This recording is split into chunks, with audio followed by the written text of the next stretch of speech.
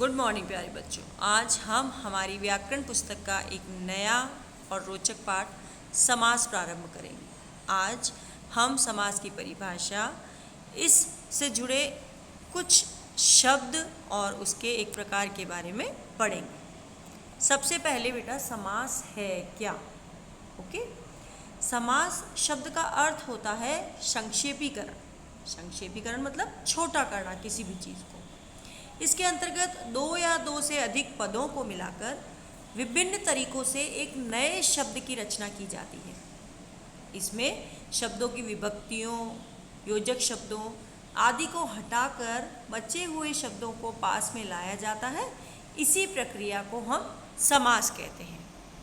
समास की परिभाषा क्या होती है? दो या दो से अधिक शब्दों को निकट लाने से नए शब्दों की रचना को समास कहते हैं, या दो या दो से अधिक शब्दों के मिलने से नए शब्द बनाने की प्रक्रिया को समास कहते हैं। जैसे तुलसी के द्वारा लिखा गया। अब ये इतना बड़ा है ना, एक फ्रेज है, इतना बड़ा पदबंध है, तो हम इसको संक्षेप में लिख सकते हैं तुलसीकृत।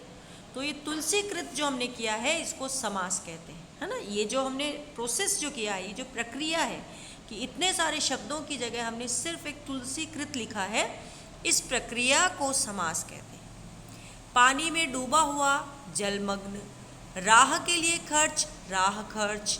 चार आनन का समूह, चतुरानन। लंबा उदर है जिसका, अर्थात गणेश जी लंबोदर। तो ये सारी जो प्रक्रिया है बेटा कि जिससे हमने बहुत सारे शब्दों की जगह कोई एक नए शब्द का निर्माण किया है, उस प्रक्रिया को समास कहते हैं। अब समास से जुड़े कुछ प्रमुख शब्दों में है पद, पूर्व पद एवं उत्तर पद। समास में दो पद होते हैं। तुम ये मान के चलो कि आगे वाला पद और पीछे वाला पद, है ना। तो पहले वाला पद पूर्व पद कहलाता है और बाद आने वाले पद को हम उत्तर पद कहते हैं। और पूर्व पद और उत्तर पद मिलकर जो सामासिक पद बनाते हैं उसको समस्त पद कहा जाता है। कि समास की प्रक्रिया में बनने वाले नए जो शब्द हैं उन्हें हम समस्त पद कहते हैं। तो कि पूर्व पद और उत्तर पद के मेल से जो पद बनता है उन्हें हम समस्त पद कहते हैं।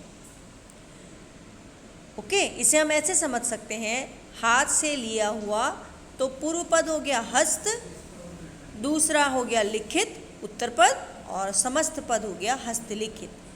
रसोई के लिए घर, तो पूर्व पद रसोई, उत्तर पद घर और रसोई घर। नीला है जो गगन, तो नील गगन। नील पूर्व पद, गगन उत्तर पद और नील गगन समस्त पद। ओके बेटा। अब एक और शब्द आता है समास विग्रह। विग्रह मतलब होता है बेटा अलग होना। तो समस्त पद के पदों को अलग करके पहले जैसी दशा में लाना समास विग्रह कहलाता है ना। कि हमने बहुत सारे शब्दों को जोड़कर जो सामासिक पद बनाया है, समस्त पद बनाया है, उसे तोड़कर वापस पहले जैसा बना देना समास विग्रह कहलाता है। जैसे रसोई घर हमने शब्द पढ़ा था, हमने रसोई के लिए घर को रसोई घर लिखा। अब कोई कहे कि रसोई घर का समास विग्रह करो, तो हम वापस क्या लिखेंगे? रसोई के लिए घर। यथा संभव, जैसा संभव हो। प्रत्यक्ष, आँखों के सामने। माखन चोर, माखन को चुराने वाला। देशभक्त, देश का भक्त। नल नील, नल और नील। अब समास के बेटा 6 भेद माने जाते हैं।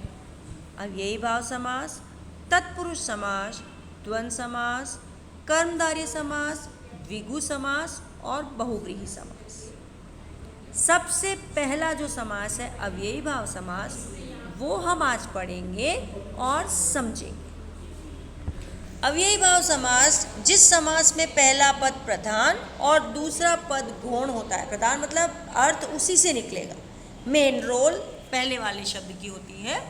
दूसरा गौण होता है, मतलब वो लगा होता है लेकिन अर्थ उस पर निर्भर नहीं करता, उसे अव्ययी भाव समास कहते हैं। इस समास में हमेशा पूर्व पद या पहले वाला पद अव्यय शब्द होता है।